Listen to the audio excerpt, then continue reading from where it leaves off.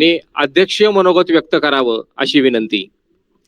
आदरणीय शरदचंद्रजी पवार साहेब. काय करतोय? महाराष्ट्राचे उपमुख्यमंत्री अजित पवार, राजकीय सगळे मान्यवर ज्यांचे विचार आपण आता ऐकले तसे गौतम अदानी, त्यांच्या सुविध पत्नी सौ प्रीती अदानी आणि उपस्थित बंधू भगिनींनो, आज एका नाविन्यपूर्ण प्रकल्पाची सुरुवात आपण करतो आहोत. बारामतीमध्ये centre of excellence in artificial intelligence ही देशातली पहिली प्रशासकीय नवतंत्रज्ञान केंद्र इथं साकारली जात. अनेक नवतंत्रज्ञांची मुहूर्तमत आपण बारामतीमध्ये यापूर्वी उभी केली. पण मला आनंद आहे की आज जो प्रकल्प सुरू होतोय आणि त्याच्या उद्घाटनासाठी ते गौतम अदानी या ठिकाणी आहेत, त्याचा मला मनापासून आनंद आहे.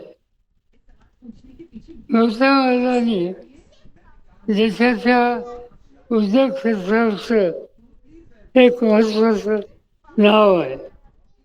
अनेक क्षेत्रामध्ये त्यांचं योगदान आहे, पण वैशिष्ट्य आहे की त्यांनी सगळ्याची सुरुवात ही शून्यात केली. मला आठवत आहे की एक काळ असा गुजरातमध्ये काही उभं करावं ही इच्छा होती, पण मर्यादा होत्या. आणि म्हणून गुजरात सोडले. गौतमबाई हे मुंबईला आले. त्यांचा जिल्हा बनासकांठा. बनासकांठा हा एकेकाळचा दुष्काळी जिल्हा आणि त्या जिल्ह्यामध्ये बनासकांठामध्ये पालनपूर हे गाव आणि त्या ठिकाणी पुढे जायला मर्यादा आहेत हे लक्षात आल्याच्या नंतर ते मुंबईला आले. काही नव्हतं, खिशामध्ये काही नव्हतं, शिक्षण फार नव्हतं, पण मुंबईमध्ये वैशिष्ट्य आहे की मुंबई नगरी जो कोणी कष्ट करतो त्याला कधी उपाशी ठेवत नाही. आणि त्याचा फायदा गौतमबाईंनी घेतला. कष्ट केले आणि काहीतरी उभं करायचं त्यांचं ही जिद्द ही त्यांच्यात होती आणि शून्यातून उभं करायचं. आज जर आपण बघितलं तर या देशाच्या 23 राज्यामध्ये अदानी ग्रुप त्यांचा व्यवसाय आहे. लाखो हस्ताला त्यांनी काम दिले आणि असं जे प्रकल्प ते हातात घेत आहेत त्याला आणखीन काही लाख मुलांना काम करण्याचा अधिकार मिळेल याची मला पूर्ण खात्री आहे. नेहमी काहीतरी नवीन करावं ही त्यांची इच्छा असते. उद्योग उभा करतात, पण उद्योग हा कायम चालेल, लोकांना फायद्याचा होईल असा असला पाहिजे. आणि असे उद्योग त्याला म्हणतात इन्फ्रास्ट्रक्चर. मूळ इन्फ्रास्ट्रक्चर हे कधी थांबत नाही.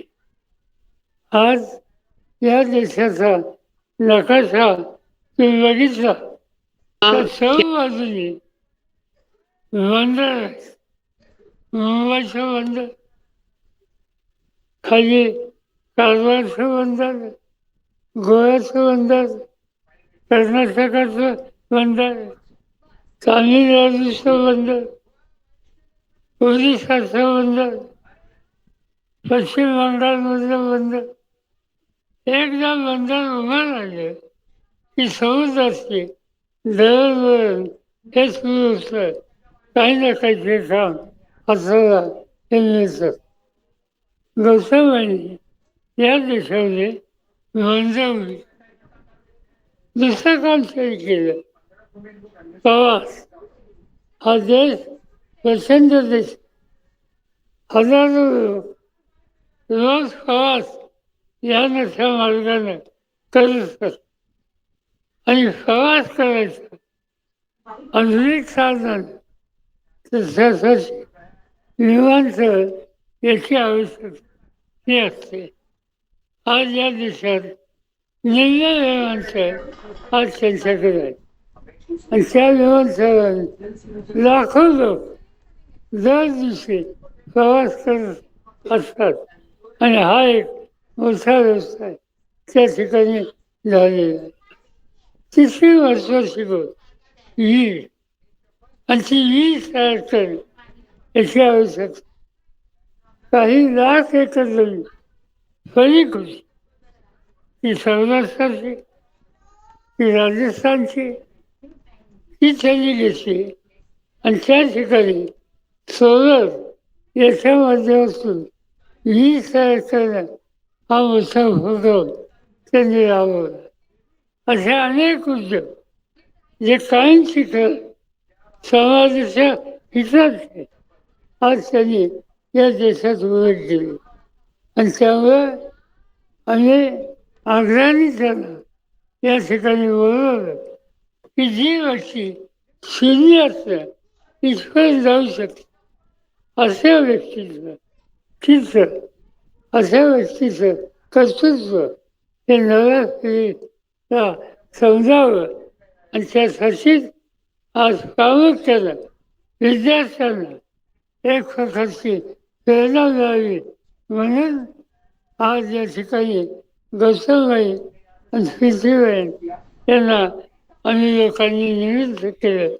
या ठिकाणी आले, त्यांचे विचार मांडले, उद्याचा भारत कसा असावा यासाठी त्यांनी त्यांच्या कल्पना या सांगितल्या.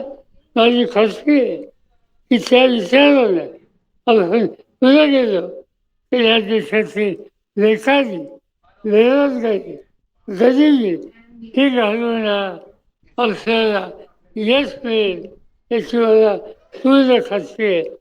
आणि म्हणून ते अगत्याने या ठिकाणी आले त्याबद्दल त्यांना अंतःकरणापासून मी या ठिकाणी धन्यवाद देऊ इच्छितो.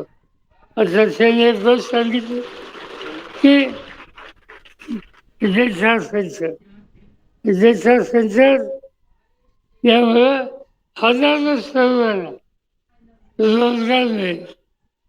त्या देशात संचार ते उभे करतात. मला माहिती नाही नव्या मुंबईमध्ये त्या दृष्टीनं त्याचं काही काम चालू आहे. त्याचं काही काम या भागात करणं शक्य असेल तर त्यासाठी लागणारी जी काही सुविधा आहे ते अजित पवार आणि बाकीचे सरकारी त्यांना मनापासून देतील. आणि त्याचा एखादा प्रकल्प या भागात आला आणि या भागातल्या तरुण मुलाच्या हाताला काम मिळालं तर मी खात्री सांगतो की हा प्रकल्प यशस्वी होईल. आणि त्याचा विचार गौतमांनी करावा एवढीच आग्रहाची सूचना या ठिकाणी मी करतो. आणि त्यांचे आपल्या सगळ्यांचे आभार मानतो. आज या कार्यक्रमाला इथे येत असताना आत्ताच मला स्टेजवर एक फाकीचा त्या फाकीजामध्ये काय होतं तर पाहिलं मी काय आहे कसं फाकीत कोणी फसवलं. नंतर सांगण्यात आलं समोर विजय शिर्के हे बसले आणि विजय शिर्केने त्या फाकीचा या नव्या कार्यक्रमाला मदत करण्यासाठी 2.5 कोटी रुपये याचा चेक या ठिकाणी पाठवला. त्यांचा मी अंतर्गत हॉस्पिटल आभार मानतो. तुम्ही दिलेला फाईन हे इथल्या तरुण पिढ्याला उभं करण्यासाठी जे नवीन प्रकल्प आहेत त्याच्यासाठी खर्च केलं जाईल हे या ठिकाणी सांगतो. पुन्हा एकदा आपल्या सगळ्यांची रजा घेतो. जय हिंद, जय महाराष्ट्र. पाडलं होतंस ना पाणी मनापासून धन्यवाद. आपले शब्द या युवा पिढीला सतत प्रेरणा देत राहतील याविषयी शंका नाही.